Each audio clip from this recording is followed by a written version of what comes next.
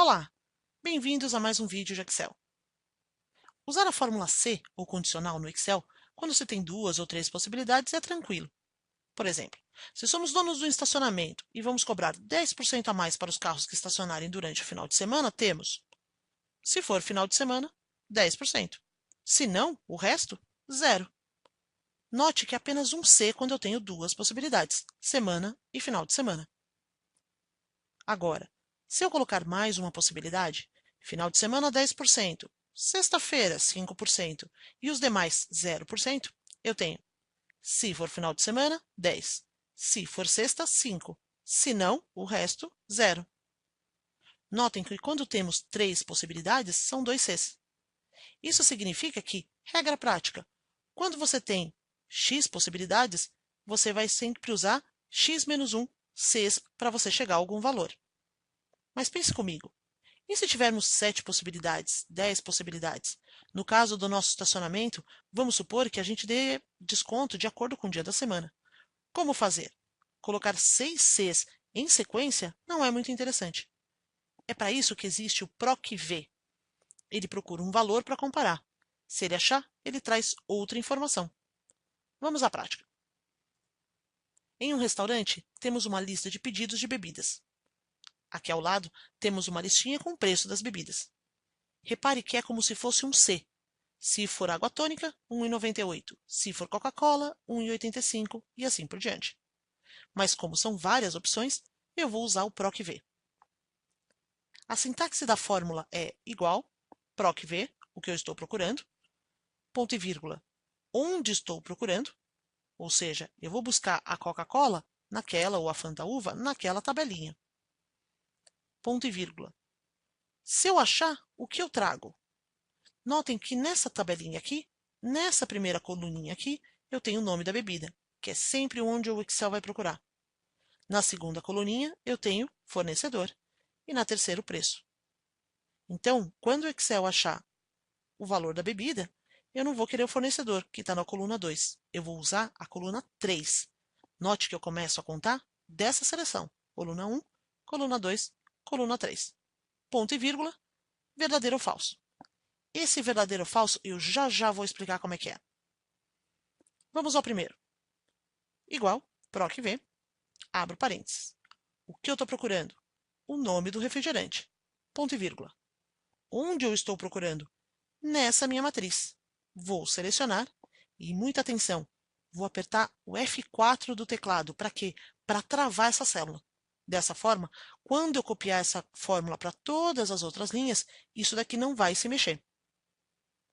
Ponto e vírgula. Se ele achar a Fanta Uva nessa coluna, vamos contar a coluna 1, coluna 2 e coluna 3. Vou colocar o número 3, assim mesmo. E, por fim, por enquanto eu já explico, eu vou colocar falso, ou o que ele chama de correspondência exata. Fecho parênteses e dou Enter. Então, repara que, no caso da Fanta Uva, ele coloca o valor de 1,67. O legal do PROC-V é que, se eu mudar o valor original, vamos supor, a Fanta Uva de repente ficou em 1,32. Ele muda automaticamente o valor na minha lista. Então, vou dar um voltar para voltar ao valor original. Uma outra coisa que é importante é que, se eu olhar a fórmula, esse falso aqui significa que ele vai procurar exatamente o valor que eu estou escrevendo. Então, por exemplo, se aqui ao invés de Fanta Uva eu colocar Fanta Uvas, ele já não vai achar, ele vai me dar um erro chamado ND, não disponível. Vou dar mais um voltar.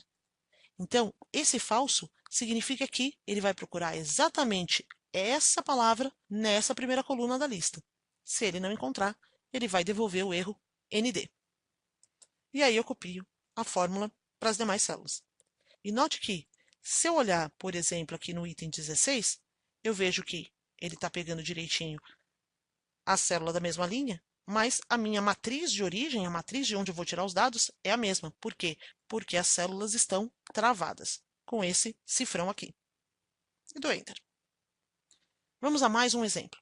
Nesse mesmo arquivo, segunda planilha.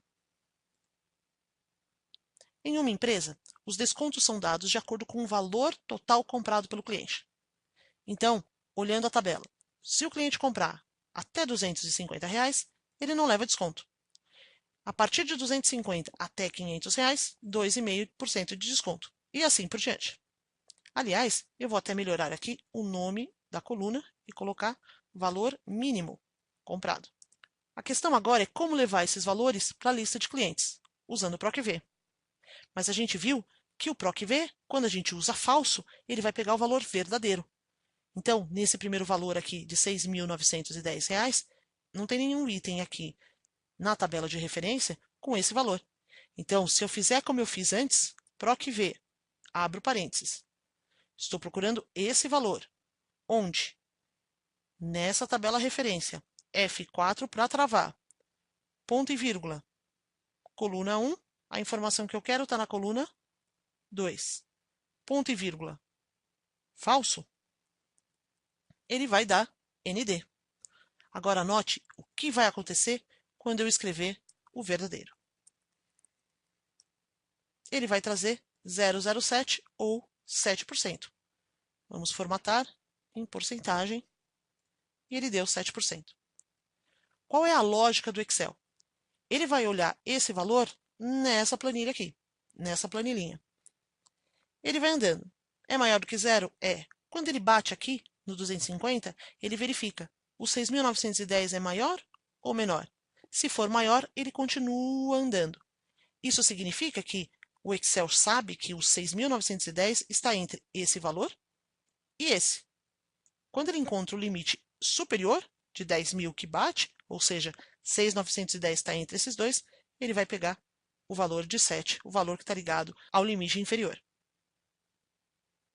Então, o Excel chama o aproximado o que estiver entre esses dois limites. Note que, por exemplo, se eu colocar aqui R$ 5.000, ele continua no 7%. Mas se o valor for R$ 4.999,99, ele vai colocar os 5%, mesmo que ele tenha arredondado aqui, porque o valor real é 4.999, ele só arredonda para a nossa visualização. Vou dar o voltar para voltar ao valor original. Atenção a um pequeno detalhe.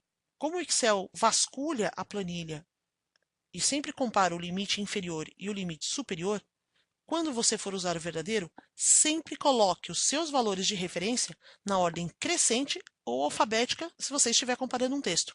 Senão, ele não funcionará. Por exemplo, se eu pegar esses dados aqui e inverter, do maior para o menor, repare que ele colocou 0%, porque ele se confunde.